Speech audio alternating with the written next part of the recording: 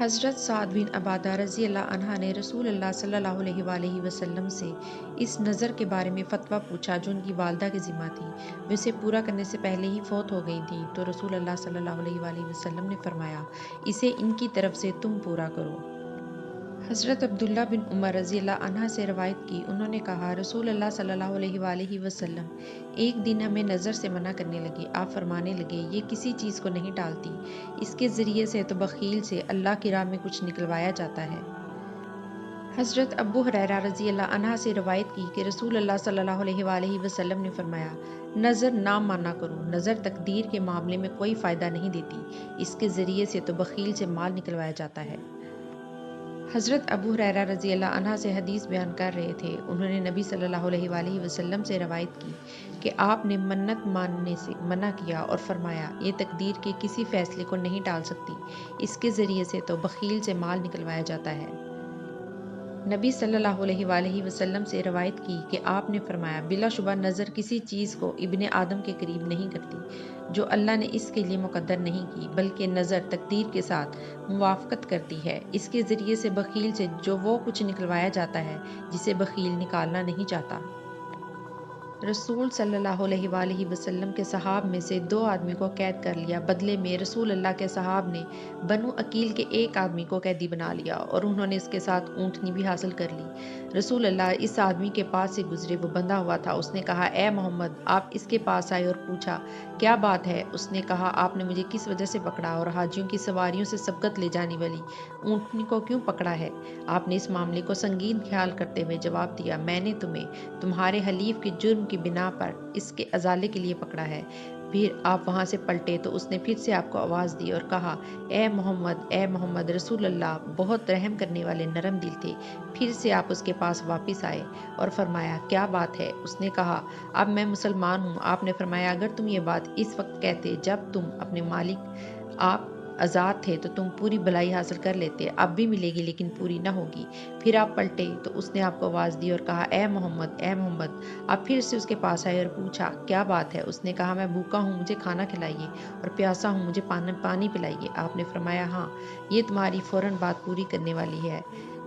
اس کے بعد معاملہ طے کر کے اسے دونوں آدمیوں کے بدلے میں چھوڑ دیا گیا۔ اونٹنی پیچھے رہ گئی اور رسول اللہ کے حصے میں آئی، لیکن مشرکین نے دوبارہ حملہ کر کے پھر اسے اپنے قبضے میں لے لیا۔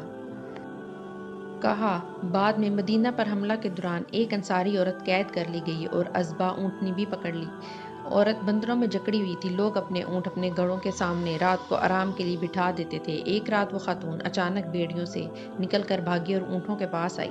وہ سواری کے لیے جس اونٹ کے قریب بھی جاتی وہ بلبلانے لگتا اور اسے چھوڑ دیتی، حتیٰ کہ وہ ازبا تک پہنچ گئی تو وہ نہ بلبلائی۔ کہا، وہ سدائی ہوئی اونٹنی تھی، تو وہ اس کی پیٹھ کے پیچھے حصے پر بیٹھی اور اسے دوڑایا تو وہ چل پڑی۔ لوگوں کو اس کے جانے کا علم ہو گیا تو انہوں نے اس کا تعاقب کیا، لیکن اس نے انہیں بے بس کر دیا۔ کہا، اس عورت نے اللہ کے لیے نظر مانی کہ اگر اللہ نے اس اونٹنی پر اسے نجات دیتا ہے تو وہ اللہ کی رضا کے لیے اسے نہر کر دے گی۔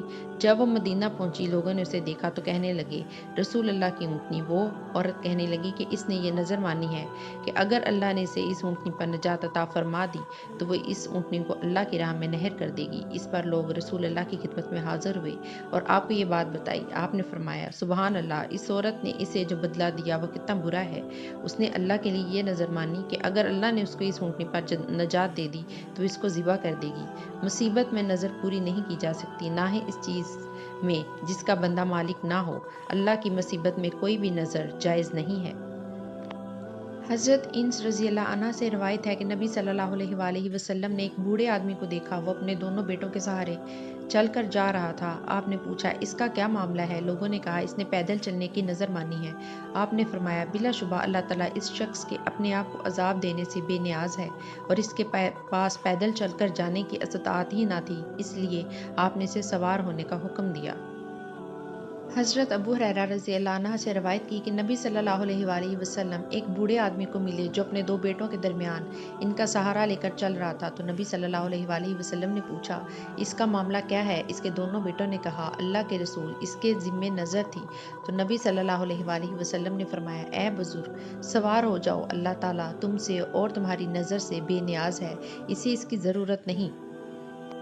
عامر رضی اللہ عنہ سے روایت کی کہ انہوں نے کہا میری بہن نے ننگے پاؤں پیدل چل کر بیت اللہ جانے کی نظر مانی اور مجھ سے کہا کہ میں رسول اللہ صلی اللہ علیہ وآلہ وسلم سے اس کے لیے فتویٰ لوں۔ میں نے آپ سے فتویٰ پوچھا تو آپ نے فرمایا وہ بقدر استطاعت پیدل چلے اور سوار ہو۔ حضرت عقبہ بن عامر رضی اللہ عنہ نے رسول اللہ صلی اللہ علیہ وآلہ وسلم سے روایت کی، آپ نے فرمایا نظر کا کفارہ وہی ہے جو قسم کا کفارہ ہے۔